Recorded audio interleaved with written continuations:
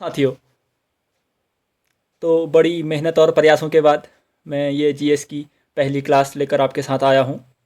इसमें मैं जो इकोनॉमी है उसके मैंने जो 15 महत्वपूर्ण टॉपिक आपको बताए थे, उसका जो पहला टॉपिक था जीडीपी और आर्थिक विकास और आर्थिक समृद्धि, उसके जो नोट्स हैं वो उन्हें मैंने अपने नोट्स से मॉडिफाई करके आपके अनुसार तैयार किए हैं। तो वो लेकर मैं आपके साथ हूँ। तो शुरू करते हैं। इसमें मैं जो समझने वाली बात है वो आपको समझाऊंगा। फिर जो मैंने ये नोट्स आपको प्रोवाइड करा रखे हैं, 4-4 पन्ने के ही हैं, तो आप उतना आपके लिए मतलब लेंदी भी नहीं होगा और आप इन्हें ईजिली तैयार भी कर पाएंगे, क्योंकि मैंने बेहद क्रिस्प बना रखे हैं। जो पूरी रामकथा होती है वो मैंने इसमें अतिरिक्त कुछ नहीं सुना रखा है, जो काम का है वही डाल रखा है। तो समझने वाले समझिए अच्छे से, और जो मगअप करना है वो आप इसे मगअप कर ही लीजिएगा। तो देखिए, जो पहला टॉपिक है, हमारा मुद्दा है वो जीडीपी ही है। तो जीडीपी का अर्थ होता है जो ग्रॉस डोमेस्टिक प्रोडक्ट कहते हैं हम। इसका अर्थ होता है सकल घरेलू उत्पाद। यानी इसको अगर हम समझें परिभाषा के अनुसार, तो परिभाषा में जो सबसे महत्वपूर्ण बात है जीडीपी की, वो है जो किसी देश के जो घरेलू क्षेत्र है ना, उसमें उत्पादित जो सभी वस्तुएं और सेवाएं हैं, उनका जो बाजार मूल्य होता है वह जीडीपी होता है। इसमें 3 महत्वपूर्ण बातें हैं। जो पहली बात है वो देश का जो घरेलू क्षेत्र है वो, दूसरा जो उत्पादित सभी वस्तुएं और सेवाएं हैं, और तीसरा उनका बाजार मूल्य। अगर हम इनको समझें तो देश का घरेलू क्षेत्र का तात्पर्य है, अगर भारत है तो भारत के जो स्टेट हैं और यूटीज हैं वो तो शामिल होंगे ही। भारत के जो अन्य देशों में एम्बेसीज हैं, जो भारत के अन्य देशों में अगर कोई एयरक्राफ्ट है या फिर कोई शिप हैं, वो सभी भी भारत के ही अंदर आएंगे। अगर वो भी विदेशों में कोई उत्पादन करते हैं तो वह भारत की जीडीपी में ही शामिल होगा। सभी वस्तुओं और सेवाओं का तात्पर्य है वही वस्तुएं जो कार, खिलौने, गैजेट्स, अन्य और सेवाएं जैसे आईटी सेक्टर में होता है, शिक्षा, स्वास्थ्य, संचार, इन सभी क्षेत्रों में भी जो उत्पादन किया जाता है वो सेवाएं हो गई। और अंतिम बाजार मूल्य का तात्पर्य है कि जब ये बिकने के लिए मार्केट में आती हैं, यानी जब हम इन्हें खरीदने के लिए जाते हैं, तो तब जो इनका प्राइस है उन सभी को जोड़कर जीडीपी अपने पूरे फॉर्म में आती है। यही जीडीपी कहलाती है। तो जीडीपी की यह परिभाषा है। आप इसे अच्छी तरह से याद रखिए और ध्यान से समझ कर करिए, क्योंकि अगर एग्जाम में क्वेश्चन घुमाकर भी आएगा तो आप इसे कर पाएंगे। फिर जो इसमें अगला टॉपिक है वो है जीडीपी को निकालने की विधियां। यह आपने शायद ही आज तक मतलब अगर पढ़ा है तो अच्छी बात है, लेकिन अगर नहीं पढ़ा है तो यह बहुत ही महत्वपूर्ण है। जीडीपी की निकालने की 3 विधियां हैं। पहली विधि है एक्सपेंडिचर मेथड, यानी व्यय विधि। जब हम खर्च के आधार पर निकालते हैं तो वो जीडीपी की एक्सपेंडिचर मेथड होती है। इसमें 5 चीजें शामिल होती हैं। पहला कंजप्शन, फिर इन्वेस्टमेंट, कंजप्शन हो गया, फिर इन्वेस्टमेंट हो गया, फिर जो गवर्नमेंट एक्सपेंडिचर होता है वो हो गया, फिर जो हम एक्सपोर्ट करते हैं वो हो गया, फिर जो हम इंपोर्ट करते हैं वो हो गया। लेकिन जो धन और ऋण कहां पर लगाना है, प्लस माइनस क्या करना है, वो आप ध्यान से देखिए। जीडीपी में जो हम उपभोक्ता लोग कंजप्शन करते हैं वो, प्लस जो इन्वेस्टमेंट आता है यानी कोई सामान बनाने के लिए जो भी निवेश किया जाता है वो, प्लस जो गवर्नमेंट खर्च करती है, यानी कि सरकार भी जैसे होटल, अस्पताल, ये शिक्षा संस्थान, इन सभी को बनाती है ना, वो भी जुड़ेगा। धन जो हम अपना बनाया हुआ माल विदेशों में मतलब एक्सपोर्ट करते हैं, निर्यात करते हैं, वो भी बनाया हमने ही है तो हमारी जीडीपी में आएगा। लेकिन जो हम विदेशों से आयात करते हैं वो बनाया तो हमने नहीं है, क्योंकि अन्य देशों में बनकर यहाँ आ रहा है, तो हम उसे माइनस करेंगे। तो ध्यान से देखिए, जीडीपी में खपत प्लस निवेश प्लस सरकारी खर्च प्लस निर्यात माइनस आयात, ये माइनस आपको जरूर से ध्यान रखना। तो 5 चीज़ें आपको याद रखनी है, और इसको अगर आपको शॉर्ट फॉर्म में याद रखना है तो मैंने इसके लिए आपको फॉर्मूला भी तैयार करके बताया ही है। इसमें जीडीपी का अर्थ है सी यानी consumption plus investment plus government expenditure plus export minus import. X का अर्थ होगा एक्सपोर्ट, एम का अर्थ होगा इंपोर्ट। तो इतना कोई मतलब रॉकेट साइंस था नहीं, आप समझ गए होंगे। इसे समझिए, याद करिए, नोट डाउन करिए, क्योंकि एग्जाम के पहले दिन भी आप जरूर नोट डाउन करिए, क्योंकि 4-4 पन्ने के करा रखे हैं, 50 पन्ने में आपकी पूरी इकोनॉमी आ ही जाएगी। और जो दूसरी विधि है वो है जो उत्पादन विधि कहते हैं हम, जो प्रोडक्शन मेथड है ना, वो शामिल होगा इसमें। प्रोडक्शन मेथड को एक अन्य विधि भी कहते हैं, जो हम जीवीए कहते हैं ना, सकल मूल्य वर्धित, वही प्रोडक्शन मेथड है। ये एग्जाम में क्वेश्चन बन सकता है कि कौन सी विधि जीवीए कहलाती है, तो ये आप समझ गए। जीवीए का तात्पर्य होता है जब हम कोई सामान बनाते हैं तो चरणवार वह अपने मूल्य में वृद्धि करते जाती है। जैसे मैं आपको एग्जाम्पल के थ्रू बताऊं तो देखिए एग्जाम्पल के थ्रू समझिए कि जैसे 1 लाख का मेरे पास स्टील है, 1 लाख का क्या है, स्टील है, धन। फिर मैंने देखिए, फिर मैंने क्या किया, 1 लाख का मेरे पास था स्टील, फिर उस स्टील का प्रयोग करके मैंने 5 लाख का एक इंजन बनाया 5 लाख का बना इंजन।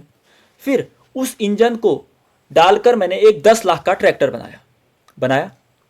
तो जो जीडीपी है वो अंतिम क्या है, अगर हम उसे निकालें तो जो मैंने लिख रखा है जीडीपी की परिभाषा कि जो अंतिम वस्तुओं और सेवाओं का मूल्य है ना, अंतिम वस्तु और सेवाओं का मूल्य जितना आएगा उसमें से जो बीच में हमने उपयोग कर रखी हैं वस्तुएं उनको घटा देंगे। देखिए अगर अंतिम वस्तुओं और सेवाओं का मूल्य मैं टोटल कैलकुलेट करूं तो ये 16 लाख है, लेकिन क्योंकि जो स्टील और इंजन है वो तो हमने अंतिम जो ट्रैक्टर बना रखा है उसमें शामिल कर लिया ना, तो इस इंटरमीडियरीज को हम घटा देंगे 6, तो बराबर कितना आया, 10 लाख। यह हमारा जीडीपी है। तो मेरे ख्याल से आप समझ गए होंगे। जीवीए मेथड से भी आपको फॉर्मूला ही याद रखना है कि जो अंतिम वस्तुएं बनेंगी उसमें से जो उसी सामान का बीच में बनी है ना उसको घटा देंगे, क्योंकि मूल्य तो हम जीडीपी में पढ़ते हैं ना कि जो अंतिम वस्तु है उसी का मूल्य यहाँ काउंट किया जाएगा। तो यह था उत्पादन विधि। फिर जो अगली विधि है वो है आय विधि। आय विधि का तात्पर्य है कि जो मतलब उत्पादन के कारक होते हैं, जैसे हम फैक्टर ऑफ प्रोडक्शन कहते हैं। सबसे पहले अगर मैं फैक्टर ऑफ प्रोडक्शन की बात करूं तो वो 4 होते हैं, मैंने आपको बता रखा है। जो उत्पादन के कारक हैं वो 4 हैं हमारे पास। उत्पादन के कारकों की बात की जाए तो चार उत्पादन के कारक हमारे शामिल होते हैं। इसमें जो पहला है वो है लैंड, यानी जो भूमि है वो पहला फैक्टर ऑफ प्रोडक्शन है। दूसरा है लेबर यानी श्रमिक, यानी ये है ना कि हम अगर कोई चीज़ बनाते हैं तो हमें क्या क्या चाहिए, हमें पहले ज़मीन चाहिए, धन लेबर चाहिए, फिर हमें पूंजी चाहिए, कुछ धन होना हमारे पास निवेश करने के, फिर एक व्यवसाय चाहिए, यानी बनाने के लिए कोई आदमी तो चाहिए। जैसे अगर मेरा कोई घर बन रहा है, मैं हो गया व्यवसायी, मैं पूंजी लगाऊंगा और ज़मीन मेरी होगी और वहाँ काम करने के लिए श्रमिक आएंगे। तो उत्पादन के 4 कारक होते हैं, भूमि, श्रमिक, पूंजी, व्यवसाय। यह भी अपने आप में महत्वपूर्ण बात है कि आपको यह याद होनी चाहिए कि फैक्टर ऑफ प्रोडक्शन में क्या क्या शामिल होते हैं। यह क्वेश्चन भी कभी बन सकता है। तो ये मैंने आपको उत्पादन के कारक बताए। जो मैं आपको बता रहा था वो बता रहा था कि जो इनकम मेथड है ना उसके आधार पर हम जीडीपी निकालना सीख रहे थे। तो उत्पादन के 4 कारक हैं, अब उनकी जो आय होती है वो निकालेंगे और उन्हें जोड़ देंगे, वही जीडीपी हो जाएगी। देखिए जैसे हम श्रमिकों को क्या देते हैं, हम वेतन देते हैं, तो वो जुड़ेगा। वेतन, डब्ल्यू का अर्थ है वेजेज, जो वेतन कहते हैं। धन, अगर हमारे पास, अब मेरे पास पूंजी नहीं है, मैंने अगर कहीं से पूंजी ले रखी है तो उस पर मुझे ब्याज तो देना पड़ेगा ना जिससे मैंने ले रखी है, तो ब्याज यानी इंटरेस्ट वो जुड़ जाएगा। धन, जो मैं अगर कोई चीज़ बना रहा हूं तो उसे महंगे में बेचूंगा, मतलब मैं 5 का बना रहा हूं तो 10 में बेचूंगा, तो वह मेरा प्रॉफिट हो गया, तो प्रॉफिट जुड़ेगा। धन, अब जो मेरी, अगर मैंने खुद का जमीन नहीं है, मैंने कोई जमीन ले रखी है तो मुझे उस पर किराया भी देना पड़ेगा, तो वो हो गया रेंट। तो सिंपल शब्दों में याद रखिए, जीडीपी की जब हम आय के आधार पर मेथड से निकालते हैं जीडीपी, तो 4 चीजें, श्रमिकों का वेतन, जो हमने ऋणदाता की पूंजी ले रखी है उस पर ब्याज, व्यवसायी का मुनाफा और जमीन का किराया, यानी wages, interest, profit and rent. Short में याद रखने के लिए आपके पास है W+I+P+R। ये क्या क्या है आपको समझ आ गया होगा। नहीं आया है तो ध्यान से वीडियो को देखिए, दोबारा देखिए और नोट डाउन करते जाइए। फिर मैंने उत्पादन के 4 कारक भी आपको बता दिए। अब जो सबसे महत्वपूर्ण टॉपिक है जीडीपी का वो आने जा रहा है, तो आपने आंख कान सब खुले रखकर समझिए, क्योंकि मैं अपनी तरफ से समझाने का पूरा प्रयास करूंगा और आप इसे देखिए। अब जो हमारा टॉपिक है वो है जीडीपी। जीडीपी तो मैंने बताया कि जो एक देश है उसके जो टेरिटरी है उसमें जो भी सामान और मतलब सेवाएं बनती हैं उनका जो अंतिम बाजार मूल्य होता है वो जीडीपी है। लेकिन अब हम जीडीपी पढ़ते हैं, जीएनपी पढ़ते हैं, एनएनपी पढ़ते हैं, फिर फैक्टर कॉस्ट पे पढ़ते हैं, फिर मार्केट प्राइस पे पढ़ते हैं। इसका अर्थ क्या है तो देखिए, समझते हैं। सबसे पहले सबका अर्थ मतलब मीनिंग समझते हैं। जीडीपी मतलब ग्रॉस डोमेस्टिक प्रोडक्ट, जीडीपी का अर्थ ये होगा। इसका अर्थ ग्रॉस, ग्रॉस का अर्थ भी समझना है, अभी मैंने बता रखा है यहाँ पर। फिर जीएनपी है ग्रॉस नेशनल प्रोडक्ट, एनएनपी है नेट। हमें 3 शब्द समझने हैं, ग्रॉस समझना है, जो ये ग्रॉस है ये समझना है, हमें डोमेस्टिक समझना है, हमें नेट समझना है, हमें नेशनल समझना है। ये चारों चीज़ें हमें अलग अलग समझनी है। तो देखिए मैं समझाता हूँ। ग्रॉस का अर्थ होता है सकल, यानी जब हम कोई वस्तु की जो अंतिम मूल्य होती है ना उसको हम ग्रॉस में शामिल करते हैं, यानी सकल है। और अब जब हम ग्रॉस से यानी इस जी से, इस ग्रॉस से अगर हम नेट निकालेंगे तो नेट का अर्थ होता है शुद्ध। जैसे अगर हम कोई सामान बना रहे हैं ना, तो उसको बनाने के दौरान कुछ हमारे जो हम इंस्ट्रूमेंट यूज करते हैं वो घिस भी तो रहे हैं ना, यानी कुछ सामान बनाने के लिए कुछ चीज घट रहा है, तो असली में तो फिर वो सामान उतने मूल्य का हुआ नहीं। तो हम शुद्ध मूल्य निकालने के लिए क्या करते हैं, जो सामान बना उसमें से जो पुराना सामान हमारा घिसा है उसे घटा देंगे, तब हमारा नेट निकलेगा। ये देखिए नेट निकला। ग्रॉस होता अंतिम मूल्य, नेट का अर्थ होता है जो अंतिम मूल्य था उसमें से उसको बनाने में जो जो चीजें लगी हैं उसकी घिसावट हम माइनस कर देंगे, तो हमारा नेट निकल गया। मेरे ख्याल से आपको ये समझ आ गया होगा, ग्रॉस और नेट समझ आ गया। अब समझते हैं डोमेस्टिक और नेशनल।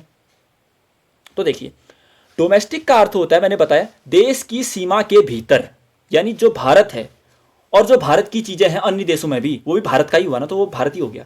तो सीमा के भीतर जो भी चीजें बनती हैं वो डोमेस्टिक में शामिल होती हैं। जैसे भारत में अगर कोई अंग्रेज आकर भारत में कुछ बनाता है तो वो भारत की जीडीपी में शामिल होगा। समझे आप, कि अगर कोई विदेशी भी आकर यहां कुछ बना रहा है ना, तो वो हमारी जीडीपी में शामिल होगा। और नेशनल का अर्थ होता है देश की सीमा के भीतर, और अगर कोई भारतीय अन्य देश में भी रह रहा है, वहां अगर वह कुछ बना रहा है तो वो हमारी जीडीपी में शामिल होगा, उसको हम नेशनल कहते हैं। तो आप डोमेस्टिक का अर्थ समझे। एक बार मैं उदाहरण से, क्या अगर कोई ऑस्ट्रेलियन भारत में आकर कुछ बनाता है तो वो जीडीपी में शामिल होगा? होगा, क्योंकि डोमेस्टिक आ रखा है उसमें। क्या वो जीएनपी में शामिल होगा? एन का अर्थ वहां नेशनल है तो नहीं होगा, क्योंकि जहां नेशनल का अर्थ है तो वहां भारतीय लोग जहां जहां बना रहे हैं वो नेशनल में आएगा, और भारत के भीतर जो जो चीज बन रही है वो डोमेस्टिक में आएगी। अगर आपको समझ आया तो अच्छी बात, नहीं आया तो जो जो लिख रखा है वो मगअप करते रहिए। और या तो आपके पास तो ऑप्शन भी है कि आप दोबारा वीडियो देख सकते हैं। तो ये चीजें रही। अब अगर मैं आगे की बात बताऊं, अब हम आराम से समझते हैं इन चीजों को। अगर सबसे महत्वपूर्ण बात यह कि जो एग्जाम में क्वेश्चन यही बनते हैं कि जीडीपी से जीएनपी कैसे निकालें, जीएनपी से एनएनपी कैसे निकालें, एनएनपी से नेशनल इनकम कैसे निकालें, नेशनल इनकम से पर कैपिटा इनकम कैसे निकालें। तो देखिए मैंने बताया जो जीडीपी है ना, हमें निकालनी है जीएनपी। देखिए ध्यान से देखिए, ये है जीडीपी, हमें निकालनी है जीएनपी। तो मैंने क्या बताया, अंतर क्या है, जी सेम, पी सेम, डी का अंतर है ये डी से यहां एन बन चुका है ये। तो देखिए कैसे अंतर हुआ, मैंने बताया डोमेस्टिक का अर्थ होता है अगर कोई विदेशी भी अगर यहां आकर कुछ बना के गया होगा ना, तो वो डोमेस्टिक में शामिल होगा, लेकिन हमें तो नेशनल निकालना है। नेशनल में मैंने क्या बताया, अगर कोई ऑस्ट्रेलियन भारत में कुछ बना रहा है तो वो तो अपने देश से वापस ले जाएगा उसे, तो वो हमारी जीएनपी में शामिल नहीं होगा। तो इस ध्यान से सुनिए, जीडीपी में से जो एक्सपोर्ट किया है, यानी भारतीयों ने जो बनाया है वो हमने बाहर भेजा है, तो वो है तो हमारा ही ना। तो जीडीपी में एक्सपोर्ट को जोड़ेंगे और जो हमने बाहर से यहां मंगाया इंपोर्ट को घटाएंगे तो वो जीएनपी बनेगा। समझे, जीडीपी है उसमें से जो हमने एक्सपोर्ट किया है वो जोड़ेंगे क्योंकि हमने अपना बना कर भेजा है, जो इंपोर्ट किया है वो घटाएंगे क्योंकि बाहर से बनाकर हमने यहां लाए हैं, वो बना ये जो जीएनपी है ना, वो बनी हमारे पास। अब हमें जीएनपी से एनएनपी बनाना है। देखिए एनएनपी और एनपी अंत का सेम है, लेकिन स्टार्टिंग का जी यहां जाकर एन बन गया। अब मैंने बताया जी ग्रॉस है, एन क्या है, नेट है। मैंने बताया अगर शुद्ध चीज निकालते हैं तो उसको बनाने में जो घिसावट लगी है ना, उसे हम क्या कर देते हैं, माइनस कर देते हैं। तो मैंने क्या किया, जो ये जीएनपी थी इसमें से घिसावट को माइनस किया तो एनएनपी आ गई। समझ गए, जीडीपी से जीएनपी निकाला, जीएनपी से एनएनपी निकाला। अभी हमें रुकना नहीं है क्योंकि हमें एनएनपी से अब नेशनल इनकम निकालनी है, फिर नेशनल इनकम से पर कैपिटा इनकम निकालनी है। तो वह कैसे निकालेंगे, आइए देखते हैं। उससे पहले हमें दो चीजें समझनी होंगी। वो दो चीजें क्या क्या है, देखिए वो दो चीजें हैं, एक होती है फैक्टर कॉस्ट, एक होता है मार्केट कॉस्ट। दो चीजें क्या क्या है, एक है फैक्टर कॉस्ट, एक है मार्केट कॉस्ट। फैक्टर कॉस्ट क्या होती है, देखिए फैक्टर कॉस्ट का अर्थ होता है जो कारक लागत है ना, उत्पादन की लागत है, और जो बाजार लागत है वो जो उपभोक्ता तक सामान पहुंचता है वो उसकी लागत। यानी फैक्टर कॉस्ट मतलब जब हमने कोई सामान बनाया ना तब उसकी क्या कीमत थी, वो है फैक्टर कॉस्ट। बाजार में पहुंचकर जो उपभोक्ता उसे खरीद रहा है तब उसकी कीमत क्या है, वो है मार्केट कॉस्ट। अगर सिंपल समझाऊं, टमाटर किसान कितने रुपए में उगाता है, 3 रुपए किलो उगा रहा है, हम तक कितने किलो पहुंच रहे हैं, 100 रुपए किलो पहुंच रहे हैं। असली में तो 5 रुपए या 10 रुपए का ही उगा रहा है, लेकिन मार्केट के आते आते आते हम तक वो 100 रुपए में पहुंच रही है। तो जो 10 रुपए है वो है फैक्टर कॉस्ट यानी कारक लागत, और जो 100 रुपए है वो है बाजार लागत। समझे, अब मैं आपको एक एग्जाम मतलब फॉर्मूले से समझाता हूं। बाजार लागत यानी एमपी का अर्थ है यहाँ पर जो मैंने एमपी लिखा है ना, ये जो ये एमपी लिखा गया है इसका अर्थ है मार्केट प्राइस। हाँ, इस कैसे निकालेंगे हम? जो फैक्टर कॉस्ट है ना, ध्यान से सुनिए, बाजार में आने तक क्या क्या प्रक्रियाएं होती हैं इसे समझिए, क्योंकि ये बेहद महत्वपूर्ण कॉन्सेप्ट है। अगर कोई चीज़ टमाटर बना, ठीक है, अब सरकार सीधे हम तक आने नहीं देंगी, उस पर कुछ टैक्स लगाएगी वो, तो जो टैक्स होंगे वो उसमें जुड़ जाएंगे, ठीक है। हम मार्केट कॉस्ट निकाल रहे हैं फैक्टर कॉस्ट से, तो फैक्टर कॉस्ट में इनडायरेक्ट टैक्स से जुड़ गए। फिर सरकार कहती है यार ये जो लोग हैं इतना महंगा खरीद नहीं पा रहे हैं, तो हम इन्हें कुछ सब्सिडी देते हैं। तो सब्सिडी से होगा क्या? देखिए, पहले 5 का टमाटर था, सरकार ने 5 रुपये उस पर टैक्स लगाए, 10 लगाए, फिर सरकार ने 3 रुपये सब्सिडी, सब्सिडी का अर्थ होता है कुछ कीमत न चुकाना, यानी हमें कुछ छूट मिल जाना।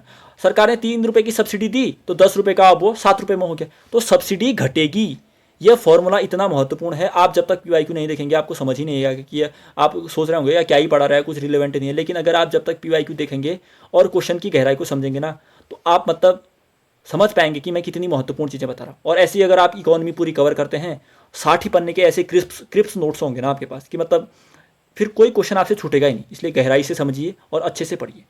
तो देखिए हमने क्या किया, कारक लागत में क्या किया, सबसे पहले जो फैक्टर कॉस्ट थी ना उसमें हमने इनडायरेक्ट टैक्सेस को जोड़ा, फिर सब्सिडी को घटाया तो हमें मिली मार्केट प्राइस। बस आपको इतना ही समझना है, क्योंकि क्वेश्चन आएगा फैक्टर कॉस्ट से मार्केट प्राइस निकालिए, मार्केट प्राइस से फैक्टर कॉस्ट निकालिए। तो इस फॉर्मूले की मदद से आप पूरा कर सकते हैं। समझ गए? आया समझ में इतना? तो आगे बढ़ते हैं। अब बारी आती है नेशनल इनकम की। नेशनल इनकम होती क्या है? देखिए, एनएनपी तक की कहानी तो हमने पढ़ रखी है ना, एनएनपी तक तो आता है ना आपको, जो हमने नेट नेशनल प्रोडक्ट निकाला। जीडीपी से पहले जी का हमने एन बनाया घिसावट घटाकर, फिर जो डी था डोमेस्टिक का एन नेशनल बनाया। देखिए मैं कह रहा हूँ जो ये एन आया ना, ये जीडीपी के ही या जो ये वाला एन है, ये जो ये एन आया है, ये जीडीपी के जी को हमने एन में बदला, यानी ग्रॉस को नेट में बदला, घिसावट घटा के आया। जो ये वाला एन है जीडीपी के डी को हमने जो नेशनल है उसमें बदला, एक्सपोर्ट माइनस इंपोर्ट करके। अब ये प्रोडक्ट ही था। अब हमें फैक्टर कॉस्ट पे निकालना है। तो मैंने क्या बताया, जो फैक्टर कॉस्ट है वो कैसे निकलेगी, फैक्टर कॉस्ट निकलेगी। अब देखिए मैंने यहां पर बता रखा है बाजार लागत कैसे निकली, फैक्टर कॉस्ट में इनडायरेक्ट टैक्सेस को जोड़ा और सब्सिडी को घटाया। अब आपको अगर ये कारक लागत निकालनी है तो लगाइए गणित का फॉर्मूला, इन दोनों को हम यहां भेज देंगे ना, तो बाजार कारक लागत बनेगी क्या, कारक लागत बनेगी बाजार लागत। बाजार लागत, अब देखिए यहां प्लस में था तो यहां आएगा माइनस, माइनस जो ये इनडायरेक्ट टैक्सेस है ना, इनडायरेक्ट टैक्सेस प्लस जो ये सब्सिडी है, सब्सिडी ये लिखा नहीं जा रहा, आप थोड़ा समझिए। यस, मैंने निकाली है कारक लागत। हाँ, कारक लागत का अर्थ फॉर्मूला क्या बना, ये बाजार लागत minus indirect taxes plus subsidy बन गया इधर उधर करके। तो ये तो बेसिक चीज़ है ना, आप फिर तो समझ ही जाएंगे कि मैं क्या कहना चाह रहा हूँ। ठीक है, ये समझे। अब हमने एनएनपी निकाल, अब देखिए तो हम देखिए यहाँ पर से हम ये जो ये एनएनपी है एक फैक्टर निकाल सकते हैं। एनएनपी को फैक्टर कॉस्ट, एनएनपी निकालना आपने सीखा। फैक्टर कॉस्ट में निकालने के लिए क्या करेंगे हम, एनएनपी जो ये एनएनपी होगी ना, एनएनपी जो ये मार्केट प्राइस पे होगी, इसी में हम क्या करेंगे, इसमें हम जो देखिए यहाँ पर हमने देखा जो अप्रत्यक्ष कर है, इनडायरेक्ट टैक्सेस हैं, उनको घटाएंगे, सब्सिडी को जोड़ेंगे तो हमें एनएनपी एट फैक्टर कॉस्ट मिल जाएगी। तो ये समझे आप। तो जो एनएनपी एट फैक्टर कॉस्ट होती है वही हमारी राष्ट्रीय आय होती है। कभी भी आपको क्वेश्चन नहीं मिल जाएगा कि राष्ट्रीय आय का इनमें से सही विकल्प क्या है, NNP at market cost, NNP at factor cost, GDP at market price, NNP at fact मतलब जीडीपी एट फैक्टर कॉस्ट। तो क्या है, जो एनएनपी फैक्टर कॉस्ट पे है ना, जो मतलब उत्पादन की दृष्टि से कह रहे हैं हम, वही हमारा राष्ट्रीय आय है। समझ में आया? वही नहीं आया दोबारा देखिए, तिबारा देखिए, फिर भी नहीं आ रहा है, फिर मगअप करिए। मतलब दो ही चीज़ें है ना, या तो या समझ नहीं पा रहे हैं तो फिर मगअप ही करिए। फिर अब देखिए प्रति व्यक्ति आय कैसे निकालेंगे, फिर तो अब तो सरल है। जो राष्ट्रीय आय हमने निकाली थी उसको हम अगर भारत की पूरी जनसंख्या की भाग दे देंगे तो हमारी पर कैपिटा इनकम भी निकल जाएगी। इसका फॉर्मूला तो कोई ज़्यादा दिक्कत वाला है नहीं। फिर एक और चीज़ मैंने बता रखी है, जो ये नेशनल डिस्पोजेबल इनकम होती है। कभी आप अगर कभी भी ये क्वेश्चन मिल जाएगा और आप हक्के बक्के रह जाएंगे, ये क्या पूछती है, इसलिए तैयार करिए। नेशनल डिस्पोजेबल इनकम मतलब कि जो हमारे पास भारत है ना, इसके पास खर्च करने के लिए कितना पैसा है, पता है। इसमें तो इसका फॉर्मूला थोड़ा अलग है। इसमें यह है कि जो एनएनपी है, जो हमने ऊपर देखा, जो राष्ट्रीय आय है ना हमारी, जो राष्ट्रीय आय वो तो है ही धन। उसके बाद जो हमें अन्य देशों से कुछ चीज़ें मिलती रहती हैं, जैसे अन्य देशों से हमें क्या मिलता है, कभी प्रेषण मिलता है। प्रेषण मतलब रेमिटेंस हम कहते हैं ना, जैसे खाड़ी देशों में भारत के लोग रहते हैं तो वहाँ से कुछ पैसा भेजते हैं, वो भारत की इनकम है। फिर कोई उपहार देता है कोई देश, फिर कोई देश हमें दान डोनेशन देता है, वो भी तो हमारी आय है ना, हम ही खर्च करेंगे। तो नेशनल जो ये डिस्पोजेबल इनकम है, इसका अर्थ है एनएनपी प्लस जो अन्य देशों से हमें भुगतान प्राप्त होते हैं। उसमें क्या क्या शामिल होते हैं मैंने बता दिया। क्वेश्चन बनेगा तो प्योरली समझिए और मगअप करिए, बस कोई विकल्प नहीं, आपका लाइन बाय लाइन याद होनी चाहिए। आगे बढ़ते हैं। अब आया जीडीपी वृद्धि दर। देखिए जीडीपी क्या है, वृद्धि दर क्या है और आर्थिक चक्र क्या है। देखिए मैंने कितने बेहतर नोट्स आपको प्रोवाइड कर रखे हैं, आप इनकी कीमत समझते हैं तो अप्रिशिएट भी करिए, क्योंकि आपकी इस अप्रिशिएशन से मतलब मुझे आगे मोटिवेशन मिलता है कि मैं आपको अच्छे अच्छे वीडियो और डालूँ, अपने नोट्स और शेयर कर पाऊँ। तो जीडीपी में होता क्या है, पहले जीडीपी में 4 फेज होते हैं। पहले क्या होता है, एक्सपेंशन होगा जीडीपी में, पहले जीडीपी विस्तार होगी, फिर कभी जीडीपी मंदी हो जाती है, फिर कभी और नीचे आ जाती है घोर मंदी, फिर रिकवरी करती है, फिर वही साइकिल चलते रहे। तो यही आर्थिक चक्र है, पहले एक्सपेंशन, फिर रिसेशन, फिर रिकवरी, फिर एक्सपेंशन। ये एक चक्र है, मतलब ये कभी आप मेंस वगैरह में डाल सकते हैं अपना। फिर मैंने एक डेटा यहाँ पर आपको प्रोवाइड कर रखा है कि जो जीडीपी है ना, 4 ही ऐसे दौर हैं जब हमारी जीडीपी माइनस में आ रही है। माइनस का तात्पर्य है जब 0 से भी कम हो गई हमारी वृद्धि दर, यानी शून्य हो गई वृद्धि दर। तो कब कब हुई ये चारों याद रखिए, क्योंकि ये क्वेश्चन बनेगा। 4 वर्ष थे, एक तो 1965 में, एक 1971 में, एक 1979 में, एक 2020 में। कारण क्या क्या थे, 1965 में हम बताया भारत और पाकिस्तान का युद्ध हो गया था, अकाल सूखा पड़ गया था तो जीडीपी कम हो गई। 1971 में वही, फिर भारत और पाकिस्तान का युद्ध हुआ तो जीडीपी फिर से कम, सूखा पड़ गया था, युद्ध हो गया था। हाँ, तो 1979 में फिर आपको पता है चुनाव हुए दोबारा, फिर जो जनता पार्टी थी उसने कांग्रेस को फिर हरा दिया था, फिर मोरारजी देसाई सरकार में आए, लेकिन उनकी गवर्नमेंट स्थिर नहीं थी, अनस्टेबल थी, इसलिए जो राजनीतिक प्रक्रियाएं थी वो भी उथल पुथल रही। इस कारण भी हमारी जीडीपी यहाँ पर 0 से नीचे आ गई। फिर 2020 में आपको पता है कोरोना महामारी के कारण फिर से जीडीपी को नुकसान हुआ था, माइनस में चली गई थी। तो ये तो एक डेटा मैंने बताया। फिर सबसे महत्वपूर्ण डेटा ये है कि जब इन तीनों वर्षों में ना, जो पहले के 3 वर्ष हैं 1965, 71, 79, इन सभी में जो कृषि है उसमें भी गिरावट हुई, लेकिन जो 2020 में कोरोना महामारी आई उस दौरान सभी सेक्टरों ने नकारात्मक वृद्धि दिखाई, लेकिन कृषि ने पॉजिटिव आउटपुट दिया था। और यह क्वेश्चन आप देखिए पुराने प्रश्न पत्रों में आजकल ही बना है, मतलब तो आपको ऐसी स्टडी करनी है जो सभी चीज़ों को शामिल करके चले। तो यह फैक्ट आपने याद रखना है। अब जो हमारा अगला मुद्दा है, देखिए मैं कितने मतलब बेहतर नोट्स आपको प्रोवाइड करा रहा हूँ, आप इन्हें ज़रूर से समझिए क्योंकि आपको ये रिवाइज करने में बहुत ही आसान होंगे। अब जो हमारा टॉपिक है वो है अर्थव्यवस्था में जो हम आर्थिक वृद्धि और आर्थिक विकास कहते हैं, दोनों अलग अलग चीज़ें हैं। अब समझते हैं। आर्थिक वृद्धि का तात्पर्य है जो हमारी जीडीपी है वो बढ़ रही है, यानी हम जैसे पहले 5 रुपये कमाते थे अब 10 रुपये कमाते हैं, तो ये तो जीडीपी है ना, आंकड़ों में वृद्धि। जैसे जीडीपी बढ़ना, निर्यात बढ़ना, निवेश बढ़ना, राष्ट्रीय आय बढ़ना, ये सब आर्थिक वृद्धि है।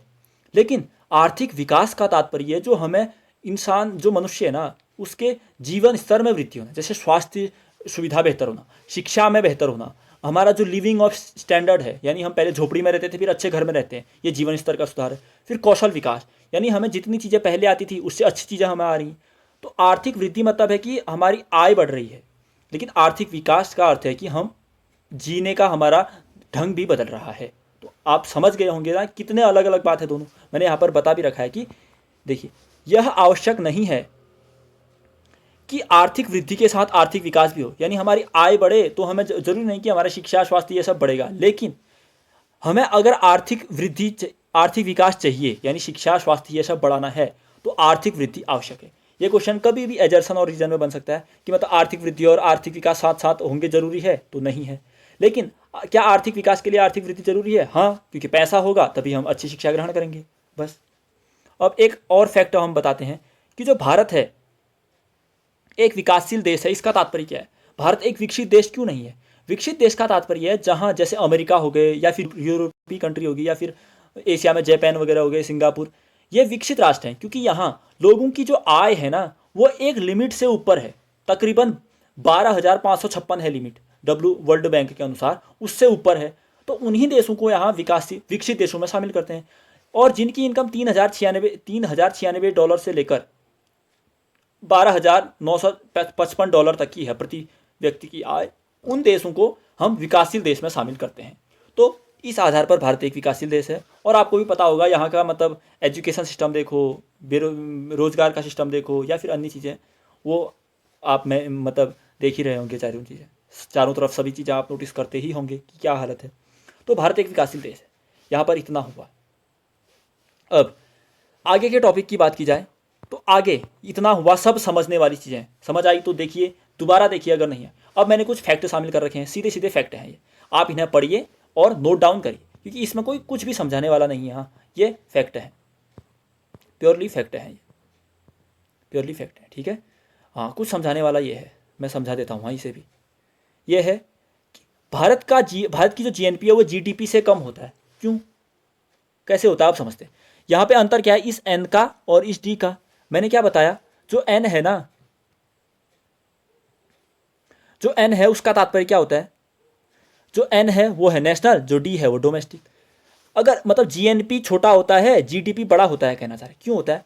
देखिए, डोमेस्टिक में तो वो भी आएंगी जो विदेशी, मतलब ऑस्ट्रेलिया वाला अगर भारत में बना रहा है ना, तो वो भी होगा। लेकिन जब हम उसको नेशनल में निकालेंगे ना, इस नेशनल में, तो हम ऑस्ट्रेलिया वाले को ऑस्ट्रेलियाई उसका जो सामान बनाया वहाँ भेज देंगे, क्योंकि इसमें हम एक्सपोर्ट को जोड़ेंगे और इम्पोर्ट को हम क्या करेंगे, मतलब घटाएंगे। लेकिन आपको पता है हमारा एक्सपोर्ट कम है और इंपोर्ट ज़्यादा है, यानी हम निर्यात कम करते हैं और आयात ज़्यादा करते हैं। तो इस कारण जो जीएनपी है वो जीडीपी से छोटी, ये समझ गए आप। अब जो ये एनडीपी है वो जीडीपी से कम होगा। बल ये तो ऑब्वियस सी बात है ना। देखिए अंतर क्या है इस एन का और इस जी का। जी का अर्थ क्या है, ग्रॉस। एन का अर्थ क्या है, नेट।